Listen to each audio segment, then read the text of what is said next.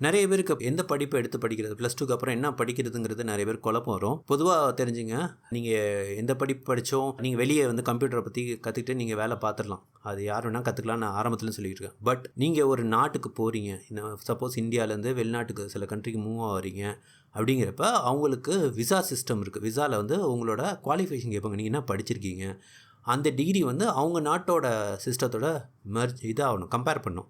So அப்போ வந்து ஒரு சில டிகிரி வந்து அவங்களால ரெக்கக்னைஸ் பண்ண முடியாமல் போயிடும். ஸோ உங்களுக்கு தகுதி இருந்தும் திறமை இருந்தும் வெளிநாடு வாய்ப்புகள் தட்டி போகிறதுக்கான வாய்ப்புகள் இருக்குது. பிஇ முடிச்சிங்கன்னா அந்த 4 இயர்ஸ் ப்ளஸ் 12 வருஷம், 12வது 1வதுலேருந்து 12வது ப்ளஸ் 4 வருஷம் அந்த இன்ஜினியரிங் படித்ததோட கணக்கு பார்த்திங்கன்னா 16 வருஷம் தொடர்ந்து படித்ததுக்கான கணக்கில் நிறைய கண்ட்ரிக்கு உங்களோட விசா வந்து கொஞ்சம் ஷார்ட் லிஸ்ட் ஆகும். நீங்கள் விசா அப்ளை பண்ணிங்கன்னா ஈஸியாக கிடைக்கும். ப்ளஸ் இந்த இன்ஜினியரிங் டிகிரியை வந்து நிறைய கண்ட்ரியில் வந்து ப்ரொஃபஷனல் டிகிரியாக ரெக்கக்னைஸ் பண்ணுவாங்க.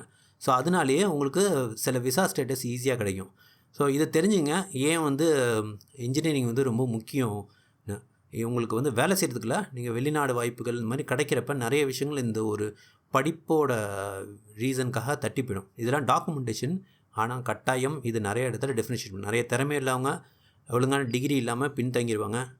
அதனால் பார்த்து விவரமாக செலக்ட் பண்ணுங்கள். என்ன படிப்பு எடுக்கிறீங்க, அந்த படிப்புக்கு நீங்கள் யோசிச்சு வச்சுருக்க நாட்டுக்கு போகிறதுக்கு அந்த படிப்பு அக்செப்ட் பண்ணிக்குவாங்களா, இல்லை இன்னும் மேற்படிப்பு படித்து நம்மளை ரெக்கக்னைஸ் பண்ணுற மாதிரி பண்ணுமா, ப்ரொஃபஷனல் டிகிரி பண்ணுமான்னு.